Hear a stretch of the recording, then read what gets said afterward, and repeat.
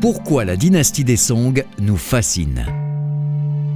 Découvrez l'histoire et le charme de l'une des dynasties les plus fascinantes de Chine. Bonjour, je m'appelle Olivier Cauchois, passionné par l'histoire chinoise.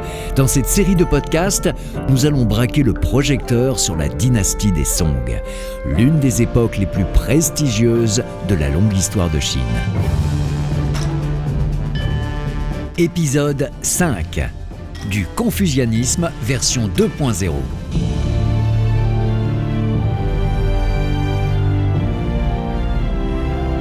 Les croyances au début de la dynastie des Song sont un peu en désordre.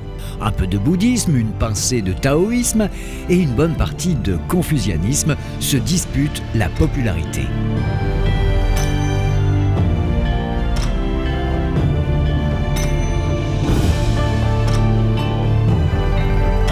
Dans ce podcast, je vous propose d'examiner ensemble l'importance particulière du confucianisme par la dynastie des Song et le renouveau qui va en découler, plus exactement les bases du néo-confucianisme, afin de bien comprendre à la fois cette dynastie des Song et plus globalement la Chine d'aujourd'hui. Au début de la dynastie des Song, il n'y a pas de système de croyance unique en vigueur. En fait, les croyances de la société chinoise étaient le plus souvent liées à sa place dans la société, de son statut économique ou de son but dans la vie, si toutefois il y en a un. Cependant, au fil des années, une version améliorée du confucianisme est apparue et a été reprise et popularisée par les élites sociales.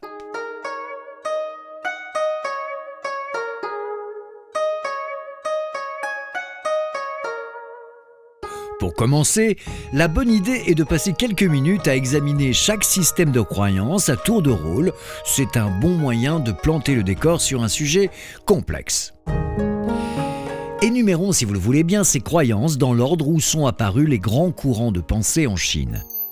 Nous commençons donc par le confucianisme, qui était basé sur les enseignements de l'emblématique philosophe et homme politique chinois Confucius, qui a vécu entre 551 et 479 avant Jésus-Christ. En termes simples, à la base, le confucianisme enseigne que les êtres humains sont fondamentalement bons et éducables, améliorables et perfectibles grâce à des efforts personnels et communautaires. En résumé, être capable d'efforts pour s'élever intellectuellement. Notons dès maintenant que le confucianisme met l'accent sur une valeur en particulier, qui est le respect des parents, des aînés et des ancêtres. Les valeurs de base du confucianisme se résument en 5 mots. Jun, aimer les autres. Yi, la loyauté. Li, le respect des rituels. Que, la sagesse. Et enfin, si, l'honnêteté. Et le premier mot constitue l'idée centrale, la vraie base de toute la philosophie de Confucius. Jun, c'est-à-dire aimer ses enfants, ses parents, sa famille, ses voisins et plus largement aimer tous les hommes sur Terre. Mais ce n'est pas vraiment une religion au sens occidental, car le centre c'est l'humain réel et vivant. Il n'y a donc aucun dieu ou force divine qui intervient. C'est plus une façon d'aborder la vie. Un idéal moral et social. Dans la chronologie après le confucianisme, c'est le bouddhisme qui est arrivé en Chine, pour la première fois il y a environ 2000 ans. Il a probablement été introduit dans l'empire du milieu le long de la route de la soie par des commerçants indiens. Encore une fois, en termes simples, le bouddhisme croit que la souffrance fait partie de la vie, mais qu'il est possible de s'en libérer en cultivant la sagesse, la vertu et la concentration. Le bouddhisme est devenu très populaire en Chine au point d'avoir écarté le confucianisme.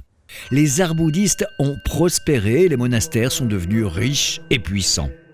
Mais ensuite, il est tombé en disgrâce et plus de 4000 monastères et 40 000 petits temples et sanctuaires ruraux ont été détruits pour différentes raisons, dont la principale, le bouddhisme ne devait plus être aussi dominant dans la société chinoise. Cependant, bon nombre de ces croyances et pratiques ont été intégrées au taoïsme et également à un redémarrage du confucianisme. Ensuite, c'est le taoïsme qui apparaît. Il s'agit d'une philosophie chinoise attribuée à Lao Tzu vers 600 avant Jésus-Christ. Sa pensée centrale est une vie simple et équilibrée, en harmonie avec la nature. Le pivot de la philosophie de Lao Tse est que tout le monde doit pouvoir vivre ensemble en paix et que chacun, individuellement, s'efforce d'être en pleine conscience de ses pensées et de ses actes afin de vivre en phase avec sa nature profonde, celle des autres et la nature elle-même. Le Tao, également appelé la mère du monde, l'équivalent de notre expression française mère nature, est une force cosmique qui engendre tout ce qui existe. C'est la force fondamentale qui traverse toutes choses et les attache ensemble ou les sépare. Si on tente de résumer le taoïsme en un slogan, cela pourrait être « Suivons le mouvement naturel », comme par exemple le va-et-vient des saisons, le flux et le reflux des marées. D'ailleurs, contrairement au bouddhisme, le taoïsme est né en Chine et sa source d'inspiration principale provient des observations de la nature et de l'univers, d'où sont nées ensuite les croyances populaires chinoises. C'est un système de croyances totalement chinois. Notez que, historiquement, le taoïsme était la religion officielle des Tang et le bouddhisme a été populaire sous le règne de plusieurs empereurs de la dynastie. Recentrons maintenant sur les Song. Comme mentionné dans les émissions précédentes, la dynastie des Song est faible dans sa force militaire. Mais nous l'avons constaté ensemble, en termes culturels et économiques, c'est une puissance absolue.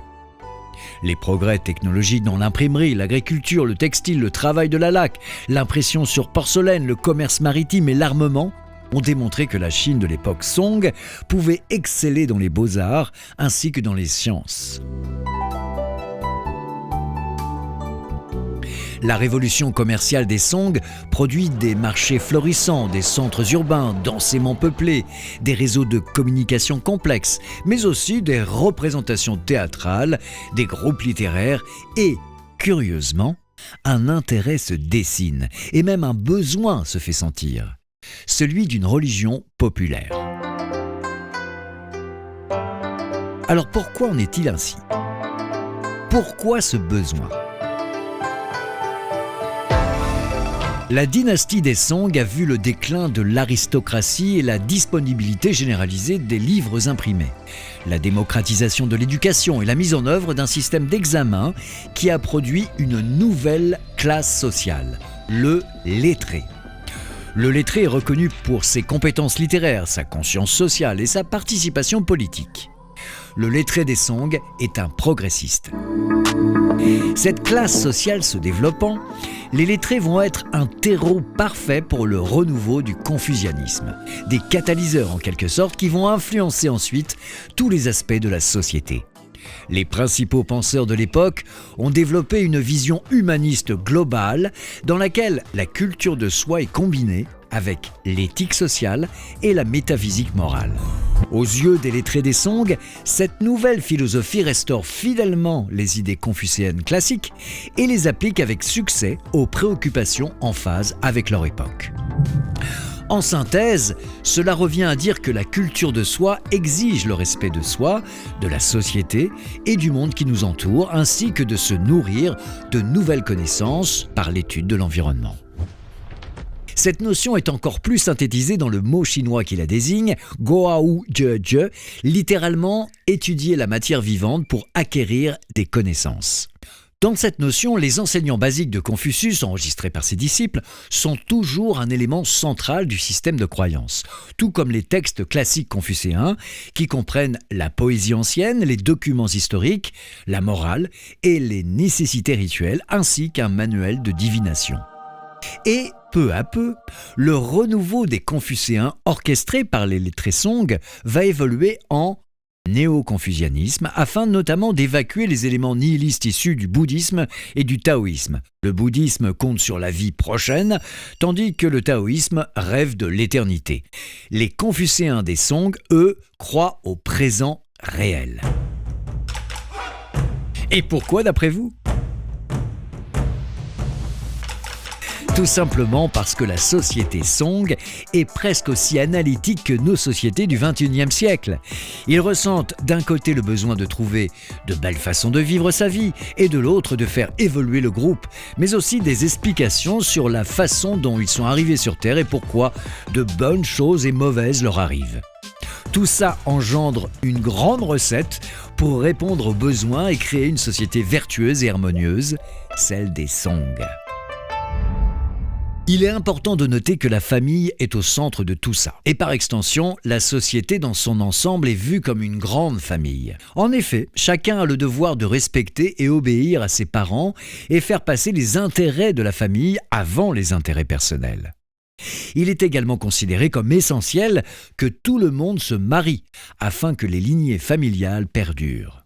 Chez les Song, cette attitude de piété filiale s'étend aussi aux ancêtres grâce à la nouvelle spiritualité contenue dans le confucianisme. Les héritiers masculins doivent, par exemple, faire des offrandes de nourriture et de boissons à leurs ancêtres décédés. Il est intéressant de noter que beaucoup de ces pratiques sont encore courantes dans la Chine d'aujourd'hui.